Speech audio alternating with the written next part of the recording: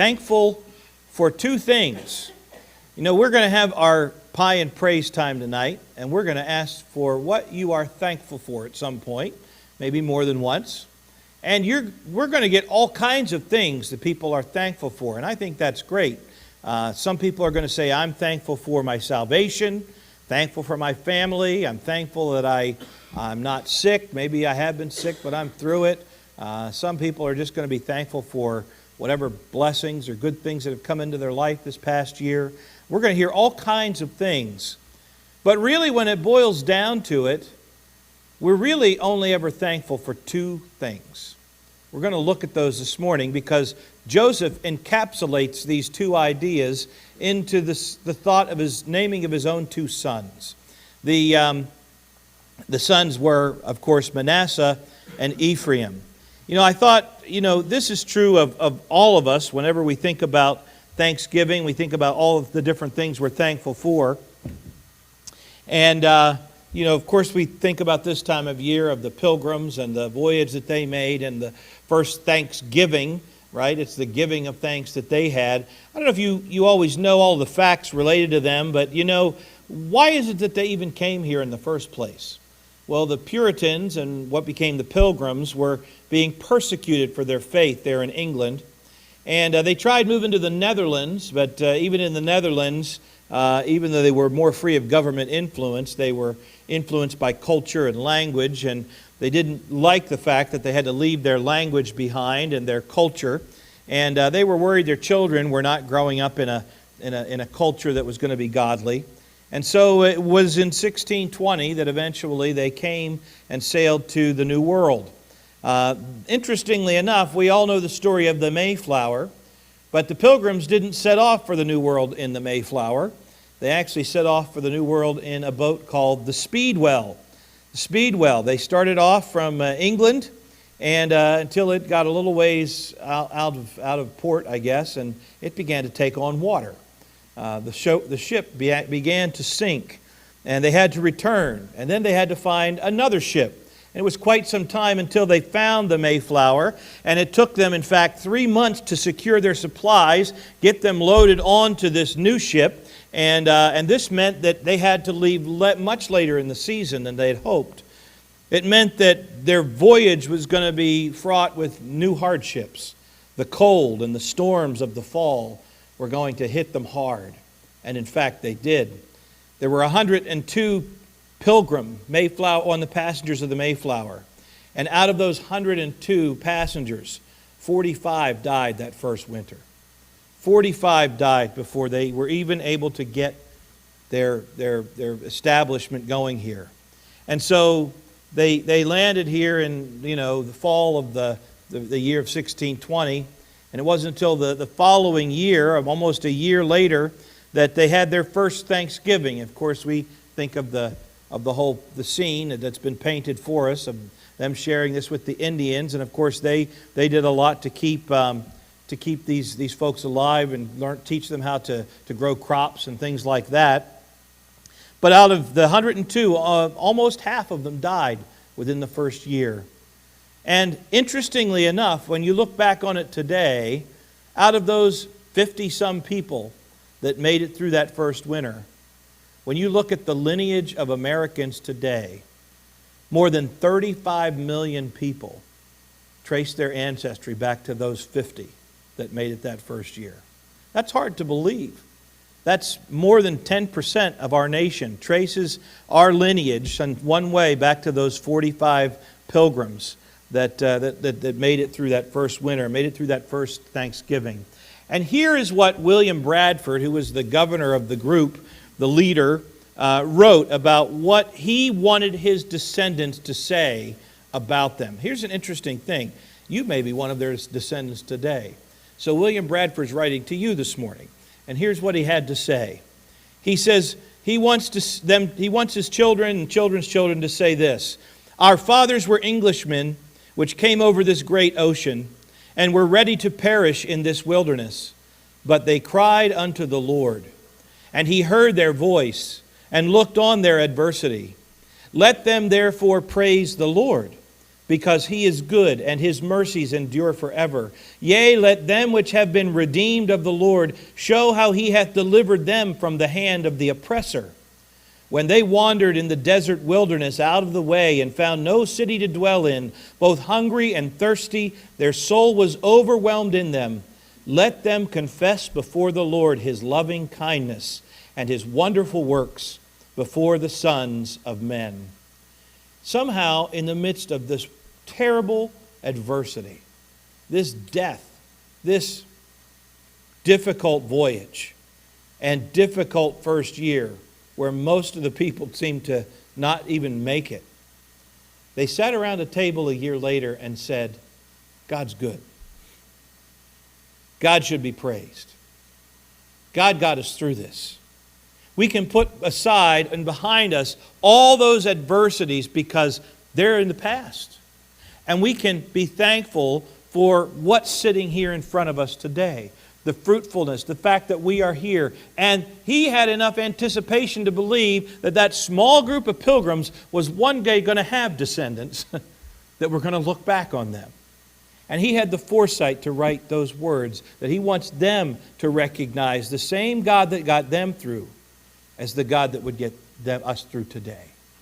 You know, I think this has a lot of parallels with the passage that we read here in Genesis chapter 41. Because Joseph had a lot to be thankful for as well. But Joseph, just like the pilgrims and just like many of us, went through a lot of adversity. Think about the story of Joseph. You all know the basic facts of it. Of course, he was, he had all these brothers, and a lot of them didn't seem to care for him too much. He had a lot of problems with his own family. His father liked him quite a bit, in fact, more than the rest. And we know the story of Jacob and the colored coat that he gave to Joseph, and the way in which he treated him with privilege. And this didn't do things very good for him in terms of his relationship with the brothers.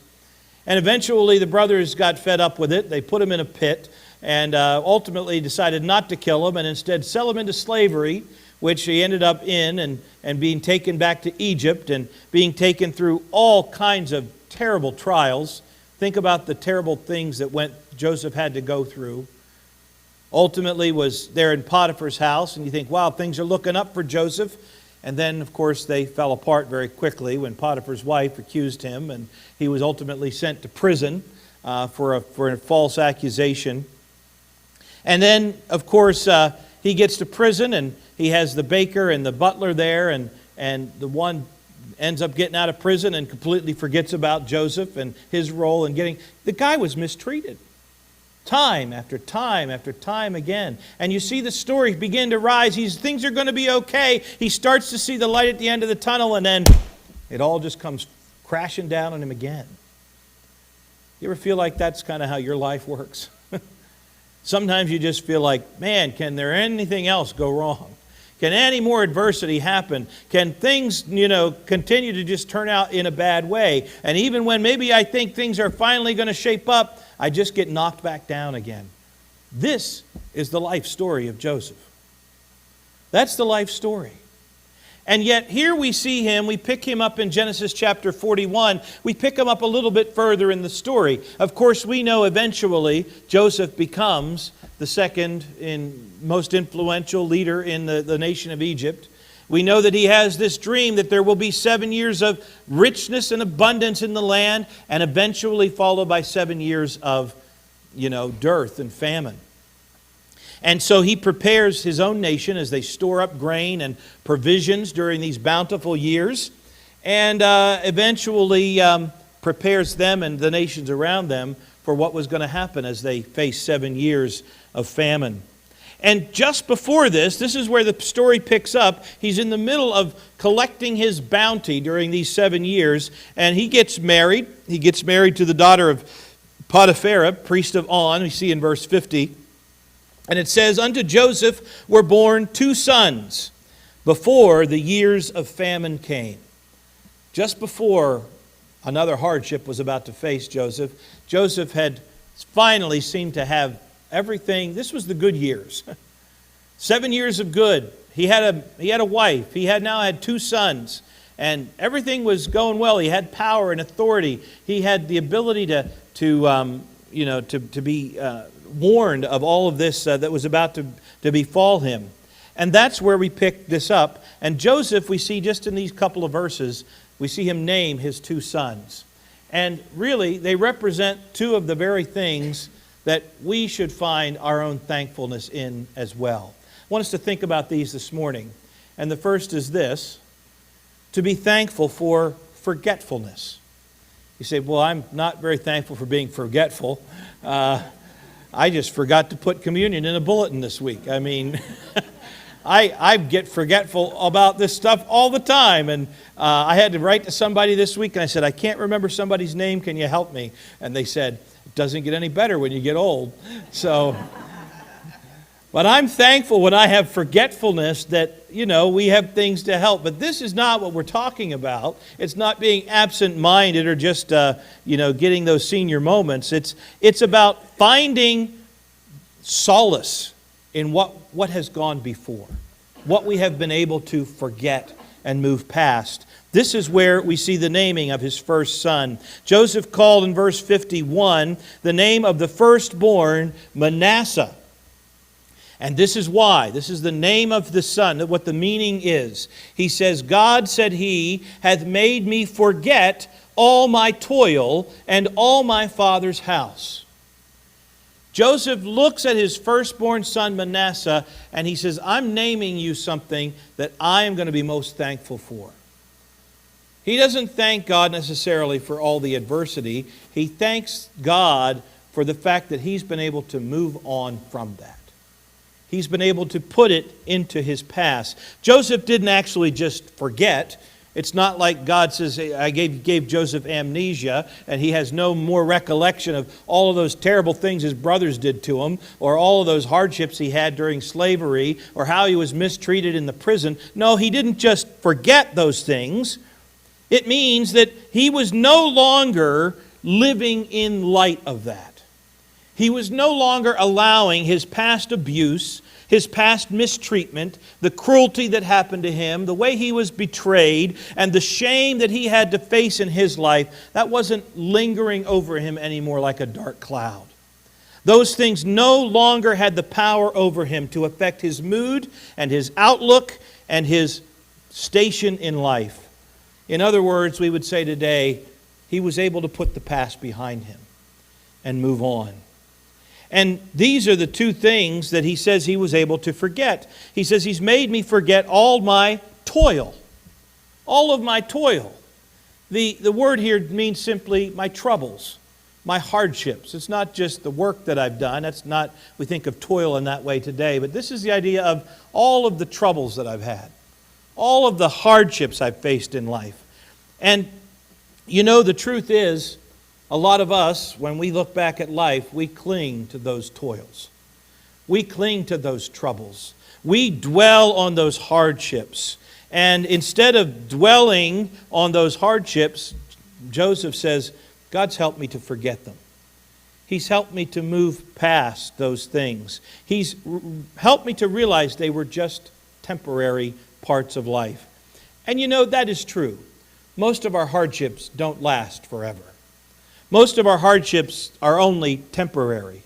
Joseph had spent what seemed like a lifetime in all of his hardships, but when you look back, he had spent 13 years in slavery and jail. Less than 20 years later, he had changed his whole life. He had been dumped in that pit by his brothers, sold into slavery, accused by Potiphar's wife, jailed without that fair trial, forgotten by the butler, and ultimately saved for a new purpose. But that was just a season of his life. That was just one season. And sometimes when we're going through that season, we feel like it's never going to end. I'm sure as those pilgrims spent those months cooped up in that boat, sick and seasick and who knows what else, there wasn't any first-class meals being served on the Mayflower. They had a rough time. And I'm sure they thought, are we ever going to make it? As the sea went up and down each day, and as, the smells amongst them continued to, multiply, you can only imagine what this may have been like. You think, am I ever going to get out of here? Or am I just going to head right to the bottom of the ocean? Sometimes we feel like that in the midst of our hardships, in the midst of our trials. Joseph, I'm sure, felt that way from time to time, but he recognizes here at this point, and he reminds us that those trials, those hardships are only for a season. Ecclesiastes reminds us of this as well. We know this passage very well. Ecclesiastes chapter 3, verses 1. Starting in verse 1, it says, "To everything there is a season, and a time to every purpose under heaven, a time to be born and a time to die, a time to plant and a time to pluck up that which is planted, a time to kill and a time to heal, a time to break down and a time to build up, a time to weep and a time to laugh, a time to mourn and a time to dance, a time to cast away stones and a time to gather stones together, a time to embrace and a time to refrain from embracing, a time to get and a time to lose, a time to keep and a time to cast away, a time to rend and a time to sow, a time to keep silence and a time to speak, a time to love and a time to hate, a time of war and a time of peace." The key here is this. We have to remember that our troubles are temporary. Even if your troubles last all of your life, even if you deal with them as a thorn in the flesh like Paul was, they're still only temporary, especially in light of eternity. So when you're living in them, you can't see them as permanent. And when you're looking back on them, you can't let them live on in you. You can't let that bitterness, that hardship, turn you into someone who always is living in that spot, because that will steal your thankfulness from you. How can you be thankful when you're living in the midst of your hardship? Joseph realized this when he named his son Manasseh. And he says, he helped me to forget my toil, my hardships. But he also says, he's helped me to forget my father's house. So, Joseph was the classic kid that grew up in a dysfunctional family. Multiple wives of Jacob, brothers from different mothers, all kinds of infighting and issues between them, power struggles. You name it, Joseph had faced it, and faced it in some of the worst ways. We see a lot of dysfunctional families today. And maybe our first thought is, boy, yeah, we just need to forget family. Joseph has the right idea. But again, this isn't what he's talking about. It's not that he looked at his family and said, well, phooey on you, I'm going to forget all you and walk away. Some of us maybe would like to walk away from our family. We haven't always been treated right. But this isn't what he says. He didn't just write them off. He didn't just forget them in that sense. No, in fact, we know that Joseph loved very deeply his father and his brothers, especially his own brother Benjamin. Remember when the brothers came back during those years of famine and they were looking for grain and they didn't even know who Joseph was? And there's the story where he says, you need to go and bring that brother that you didn't bring because I don't believe you. Right? He wanted to see his own brother once again. And in Genesis chapter 42, verses 29 and 30, when he does come back, it says, Joseph, when he lifted up his eyes, he saw his brother Benjamin, his mother's son, and said, Is this your younger brother of whom ye spake unto me? And he said, God be gracious unto thee, my son. And Joseph made haste, for his bowels did yearn upon his brother, and he sought where to weep. And he entered into his chamber and wept there. He was so overcome with joy and love towards his brother that when he came, he didn't want to give away the facade of what he had before his brothers. He says, I got to go find a place because I got to cry. Because I love my brother. I love my family. There's no sense that Joseph forgot the love that he had for his family. What did he do? He had come to find contentment in the circumstances that he had. He no longer yearned for getting his life back. Joseph had now been elevated to this position in Egypt. He didn't go back and say, well, boy, when I grew up, things were a lot better. I yearn for those good old days when Dad would take me out and we'd have a special time together, and maybe he'd get me a special coat or whatever it was for the day. He didn't yearn for those times when, oh, I wish Mom's home cooking would be back there again. Boy, wouldn't that be the thing. Joseph had moved on. He had realized he had a new station in life. He had been given this position. He allowed himself to move on from the connections that he loved and cared about in his family. He didn't yearn for those glory days once again. And the key thought here is that to forget doesn't mean you have to forsake. He doesn't have to forsake his family. He didn't have to move on from them in the sense that I'm going to cut you out of my life. It just meant I'm not going to live in that realm any longer. There are still important people in Joseph's life. His family was still important. Even those people that had hurt him and despised him, he needed to show them forgiveness in order to move on. Sometimes what holds us back from our thankfulness is our lack of ability to forgive, especially when it comes to family. Family's hurt is some of the worst hurt because they're the ones that should know better.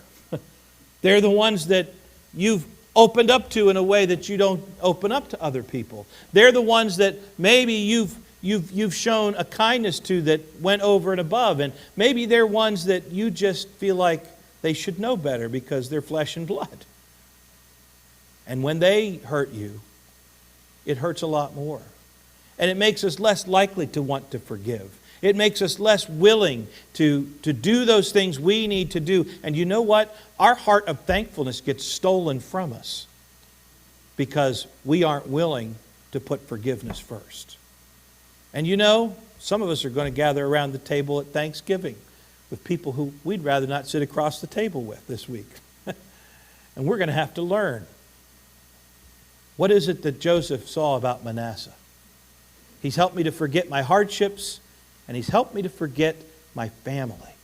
Those people that have hurt me and allowed me to find thankfulness in my forgetfulness. So, what are you thankful for in this regard? Maybe you struggle like most of us because you're unwilling to put that past behind you. When we become unwilling to either put the past behind you, or maybe we are too willing to live in our past, is another way of putting it, what happens is you remain angry or upset or defined by the past and the people that have been in that past. But those things you have to move on from. They have to be forgotten in order for you to have that heart of thankfulness. Joseph wanted to remember that forgetfulness was a key part of his thankfulness. And that's why he named his son Manasseh. Well, let's look at the second son then. So he's thankful for forgetfulness. The second thing we see, he's thankful for his fruitfulness. Verse 52, we see he says, the name of the second called he Ephraim, for God had caused me to be fruitful in the land of my affliction. He wants them to know when he gets his second son, the other side of thankfulness.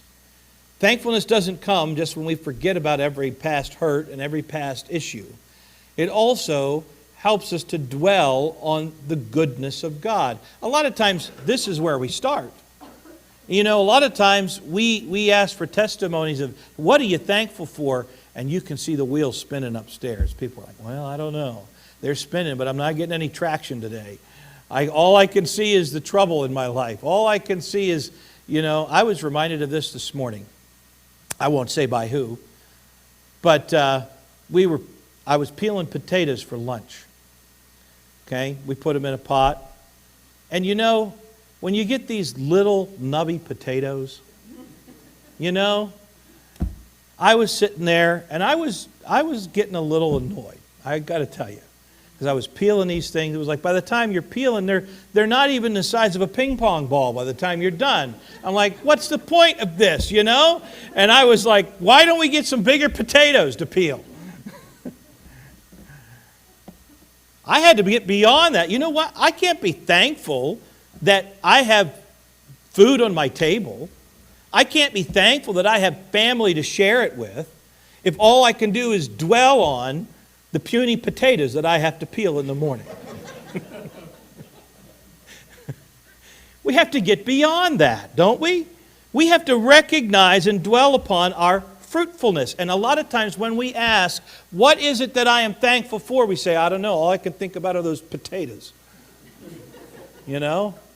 I can't think about what's good because all I'm thinking about is what's bad. Joseph, he not only had to forget the bad in his past, he now was dwelling on the fruitfulness. He says, God has caused me to be fruitful in the land of my affliction. Think about the things that Joseph had to be thankful for. He was saved from jail, probably death in jail, by the way. You ever think about what you can thank God that He has spared you from or gotten you through? Say, man, maybe I've never been in jail. Well, that's probably good. But how many types of prisons has God gotten you through in a spiritual sense? What can you thank Him for? You know, God doesn't always keep you out of that, but He always does stay with you and help you through it. This is the important thing. James 1:12 assures us of this. It says, Blessed is the man that endureth temptation, for when he is tried, he shall receive the crown of life, which the Lord hath promised to them that love Him. He was saved from jail. He was elevated to second over everyone in Egypt, right? Have you ever thought about thanking God for the position you've been given? You say, well, I'm not the vice president. I don't have any power or position. Do you know what? God has put each one of you at a certain station in life. He has given you a certain position in life right now with influence, a circle of people around you, and God has placed you there for a purpose. Have you thanked God for putting you in the position He's given you? For giving you influence over the people that He's put into your life? Because that's there for a purpose. Paul tells us this same thought in Philippians 4:11. He says, I've learned in whatsoever state I am, therewith to be content. I'm happy with the position God's put me in today. Maybe we yearn for more. Maybe we're growing and we want more position, and that's fine as long as it's according to God's will.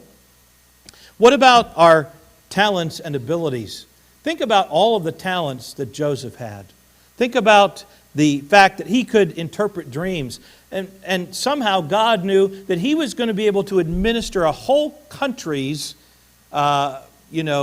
grain supply and dealing with administration of a whole country's worth of food supply for the course of 7 years. Not everybody's capable of doing that. We sometimes just say, oh, Joseph was a dreamer. You know, Joseph was an organizer. He knew how to get things done. He knew how to administrate things. And you know what? God knew that about Joseph. God gave him those talents, those abilities, and He had prepared him for the task at hand. And you know what? He's given each one of us personal abilities and talents and gifts as well. When have you stopped and thanked God for those things? That you've been given certain things in your life that you've been able to use for Him. We oftentimes say, oh, well, I can't do anything. I'm a nobody. I've got no gifts. I got no talent. You know what? That's just simply a lie from Satan. You may not be the one that stands up and sings a song or plays the piano. Or you may not be the one who, preaches the Word each Sunday or teaches a Sunday school. But God's given you talents and gifts. Maybe you have that gift of help. Some people just have that gift. Maybe you've been given that gift of administration, like Joseph. And you say, oh, I'm just a behind the scenes, I'm a pencil pusher. God needs pencil pushers. We need somebody to get things organized sometimes. Maybe you say, I'm just a clean freak. That's all. It's really a problem. You know what? Maybe God needs a clean freak. He needs somebody who's willing to come out and get things scrubbed, get things looking good, and make a difference in his house. Yeah, I don't know what God's given you for talents and abilities, but He definitely has given you whatever has made you you. And you can give God thanks for that. Paul deals with this same exact issue in the church at Corinth. 1 Corinthians 12:14, it says, the body is not one member, but many. If the foot shall say, because I'm not the hand, I am not of the body, is it therefore not the body? And if the ear shall say, because I'm not the eye, I am not of the body, is it therefore not of the body? If the whole body were an eye, where were the hearing? If the whole body were hearing, where were the smelling? But now hath God set the members, every one of them, in the body, as it hath pleased him. You know, Joseph recognized God had given him talents, and he was thankful for that. Joseph had been given a wife. He'd been blessed with 2 sons. So he's thankful for the people that God placed in his life. You ever take time to thank God for the people that God's placed in your life? Maybe it's family. We certainly should be thankful for that. But maybe it's just our church family. Maybe it's other believers that we know that are encouraging to us. People that we get to share the truth of God with, and we can talk about God's Word together, or we can have a word of encouragement. You know, we have these fellowship times like we will tonight. You know, that's a time for us to be thankful for the people God's put in our life. It's not just a time for us to add another 500 calories to our diet. It's not just a time for us to say, oh, well, you know, it's social hour. That's not the point. The point of fellowship times is to remind us and be encouraged by the time that we spend together as a church family, because God says we need each other. We need that fellowship. We need to bear one another's burdens. We need to know how to pray for each other. We need to know, hey, what's on your heart? Maybe God's supplied a need in my life that I can now supply in yours. I'll never know about that need unless I sit down and talk with you. These are the things that fellowship does. It encourages us and it reminds us the thankfulness we have for the people God's placed in our life. Paul says this at pretty much every one of his letters as he writes the different epistles. Philippians 1, he says it clearly. He says, I thank my God upon every remembrance of you, always in every prayer of mine for you, all making request with joy. Paul looked at the folks in the different churches, and he says, boy, I think about you. I'm thankful for you. I'm thankful for you, church. I'm thankful for you people. And these aren't people he even got to hang out with regularly. He wrote them letters to tell them he was thankful. Have you ever just written a note to somebody and says, hey, I'm thankful for you? You know, I get them from time to time, and I want to tell you, I really appreciate them. Not that you all should start sending me thank you notes. This isn't a sad plea for that. But every now and then, you get a thank you note out of the blue. It's not a Christmas card. It's not and it's just somebody sends a note out of the blue and says, I'm thankful for you. Thankful for what you've done in my life. I'm thankful for who you are. I'm thankful for whatever. And you know what? That can be such an encouragement to someone else because you're sharing that thankfulness with them. You've got to forget your past grief before you can focus on your current gains. This is where Joseph was. He named his 2 sons, Manasseh and Ephraim.